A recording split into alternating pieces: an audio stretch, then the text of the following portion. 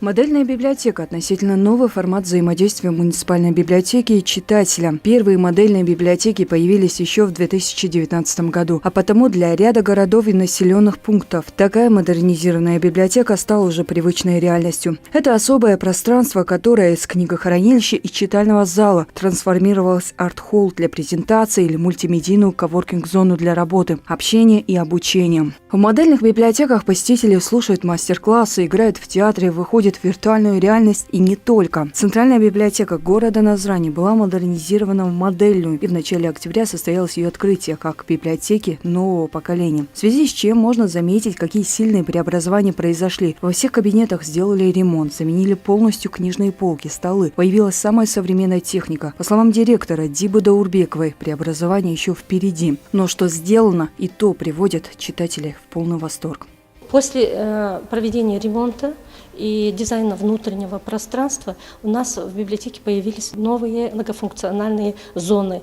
Это зона комфортного чтения, детская площадка у нас появилась, зона для творческой молодежи, открыт доступ к национальной электронной библиотеке. Создание детской площадки – это отличная возможность для работающих родителей заняться научной работой. А в это время ребенок может почитать книгу или заняться творчеством. Кстати, говоря о творчестве, на базе модельной библиотеки молодые поэты получат возможность представить свой творческий потенциал широкой публике. Открыт проект «Мастерская поэзии». Мы будем дальше работать над тем, какие проекты у нас уже есть в наметках. В общем, будем расти, будем продолжать работать, отслеживать на новые библиотеки России и, конечно, зарубежье будем смотреть. Тамила Катиева работает в библиотеке уже 18-й год. Быть библиотекарем мечтала еще со студенческих лет. Сейчас она заведует отделом периодики. О газетах, журналах, альманахах знает практически все. Нехватки общения также не ощущает, поскольку посетителей бывает немало. С преобразованием муниципальной библиотеки в модельную Тамила, как и другие сотрудники, прошла повышение квалификации. Но самое приятное для библиотекарей и для читателя – это то, что пополнился книжный фонд. С открытием была приобретена новая литература.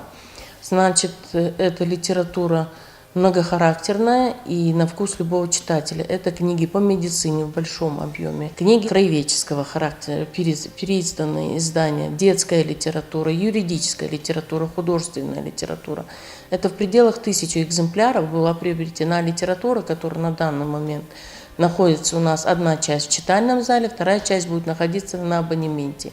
Тут мы оставляем некоторую часть книг определенную, потому что мы обслуживаем инвалидов. Чтобы на данный момент, когда приходит человек, чтобы он мог здесь взять книгу какую-то. Елена Баркинхоева признается, что работа библиотекаря никогда не была легкой, но с созданием более комфортных условий работа доставляет удовольствие.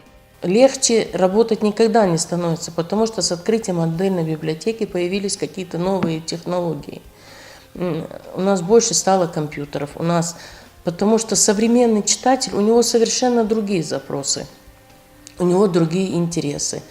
Но стало работать интересней, потому что у нас больше стало возможностей. Глобализация и модернизация не обходят стороной библиотеки. Появляется новый формат такого учреждения, такой как модельная библиотека. Вот такие учреждения призваны удовлетворить все запросы современных читателей, поскольку обычные библиотеки не так сильно привлекают, особенно молодежь. Модельные библиотеки преобразуют в рамках нацпроекта «Культура», и вскоре в нашем регионе таких комфортных, современных, с уникальным дизайном домов книг станет больше.